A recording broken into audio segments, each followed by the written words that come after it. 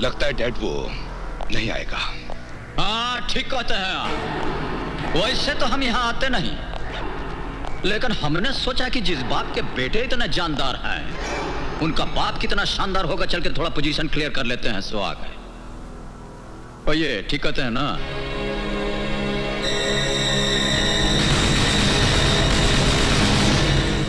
टुक टुक क्या देख रहे हैं? आप तो ऐसे देख रहे हैं जैसा हमारी आपकी बहुत पुरानी जान पहचान हो। वैसा हमसे मिलने के बाद अच्छे अच्छों का होश ठिकाना हो जाता है। आंख से आंख लड़ते ही जान निकल जाती है। हमारा कुछ स्टाइल ही ऐसा है। वाकई ही बहुत जान है तुम्हारी इन आंखों में। हाँ, मगर इन आंखों में झांक कर मेरी जान में जान आ गई है। अगर पहले मिल गए होते ना तो हमारी जिंदगी ही बदल गई होती। खैर, देर आए दुरुस्त आए। लाइए, मिलाइए हाथ। अरे भाई, किस सोच में पड़ गए? हाथ मिलाओ, ये दोस्ती का हाथ है। इसीलिए तो सोच रहे हैं। देखिए, दोस्ती करने में हमको बहुत टाइम लगता है। हाँ, दुश्मनी का हाथ हो तो हम अभी हाथ मिला लें। अरे जनाब, वक्त के बादशाहों के साथ हम कभी दुश्मनी नहीं करते।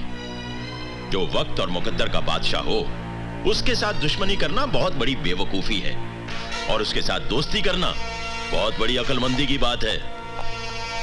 जिंदगी में पहली बार दयाल सिंह ठाकुर ने अपना दोस्ती का हाथ किसी की तरफ बढ़ाया है। पता इतना इमोशनल और सेंटिमेंटल काहे हो रहे हैं? ले लीजिए, हाथ मिला लेते हैं। इसे क्या बात? मैं अब तक घायल नहीं था, अब घायल हुआ हूं डैड। अब, और वो भी आपकी बुज़दिली की वजह से। वरना मैंने 5 साल का युद्ध है ये। आपने 5 मिनट में खत्म कर दिया। ये हार आपकी नहीं, ये हार हमारी। बाप हूं तुम्हारा, इज्जत से बात करो। क्या इज्जत की बात कर रहे हो? ठहर जा। इज्जत? किस इज्जत की बात कर रहे हैं आप? अगर आपको इज्जत का एहसास होता तो इस तरह दुश्मन से हाथ मिलाकर अपने बेटे को यूं जलील नहीं करते। हमारे कारनामों से सारा शहर कांपता है डैड, सारा शहर। और आज आपने हमें हमारी ही नजरों से गिरा दिया है। बहुत अफसोस की बात है। बेवकूफ हो, नादान हो तुम दोनों। जो बात मुझे मालूम है वो तुम नहीं जानते। जानना चाहते हो तो सुनो। नादान मत बनो रणवीर सिंह। अरे तुमने तो कुछ ही साल गुजारे हैं राजा साहब के साथ। मैंने तो तमाम उम्र उनके साथ गुजारी है। अरे छोड़ दो ये जनून वनून वफादारी का। हाँ, हम तीनों मिलकर इस सारे खजाने को बांट लेंगे। हाँ। अक्ल से काम ले रणवीर सिंह, हमारी बात मान ले। सारी जिंदगी ऐशो आराम से बीतेगी। रात के अंधेरे के साथ अपनी काली करतूतें भी दफन कर दो। मुझे बेईमानी और बेईमानों से सख्त नफरत है। रणवीर सिंह, देखो रणवीर सिंह, ईमानदारी और वफादारी जमाने की रफ्तार के साथ साथ दफन हो चुकी है। हर तरफ लूट मची हुई है। इंसान की जिंदगी का सिर्फ एक ही मकसद रह गया है, दौलत, दौलत और दौलत। आप चाहते हैं कि दौलत के लिए हम बिक जाएं, अपना जमीन बेच दें, बरसों से की हुई राजा साहब के साथ वफादारी का गला घोंटते हैं। रणवीर सिंह अपनी गर्दन काटकर आपके सामने रख देगा, पर ऐसा करेगा नहीं। आप दोनों कहीं और पधारिए। मौत की आंधी को आज तक कोई नहीं रोक पाया रणवीर सिंह, तुम भी नहीं रोक पाओगे। रोकने को तो हम तुम्हारी रगों में उतरकर तुम्हारे खून की एक एक बूंद रोकते हैं। घूमती जमीन को रोककर दौड़ता हुआ आसमान रोकते हैं। अपनी वफादारी के लिए सारा जहां रोकते हैं। अगर महाराज को एक हल्की सी खरोंच भी आई तो हम तुम दोनों के सीने में मौत की कील ठोक देंगे।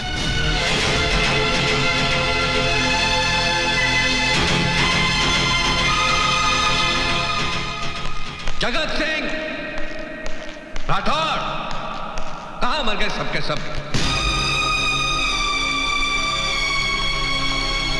महाराज, तुम? जी, मैं।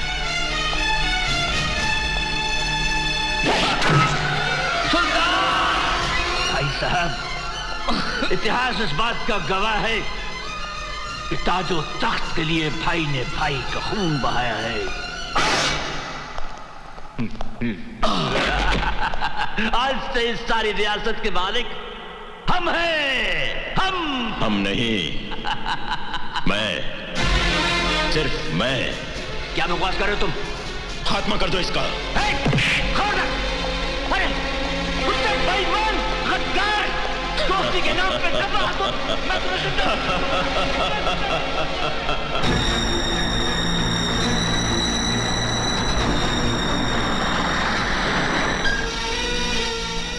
रणवीर सिंह, बाहर निकल।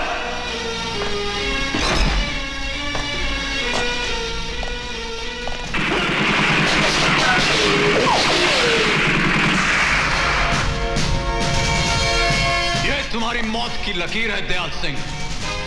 इसे पार करने की कोशिश की तो तुम्हें दुनिया से पार कर दूंगा।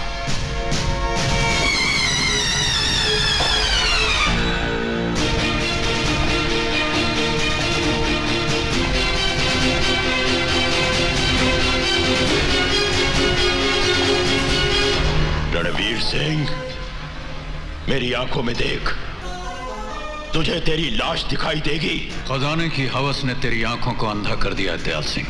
मैं जानता हूं तूने राजा साहब का खजाना कहीं छुपा दिया है। तेरी मौत के बाद मैं उसे ढूंढ निकालूंगा। तेरी उम्र खत्म हो जाएगी, लेकिन वो खजाना तो ढूंढ नहीं सकेगा। हाँ, तेरे जीते जी नहीं, तेरे मरने के बाद।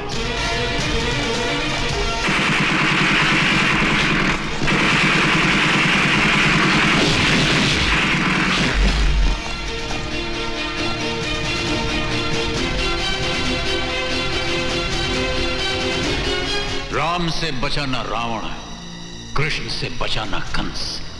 मुझसे क्या बचेगा ठाकुर, तू और तेरा वंश।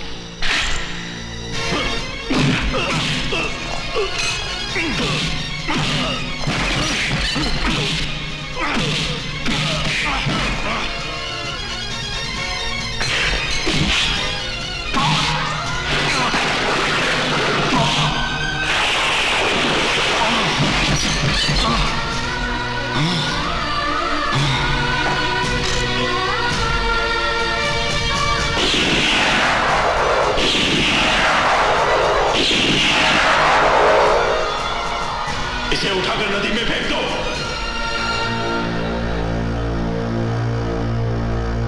इतना खून खराबा होने के बाद भी मैं आज तक उस खजाने को हासिल नहीं कर पाया, लेकिन आज लाल बादशाह को मिलने के बाद मुझे अंधेरों में रोशनी दिखाई देने लगी है। उसके बाप को तो मैंने मार दिया था, पर उसकी मां जरूर जिंदा होगी। अब तुम देखते जाओ मेरा खेल।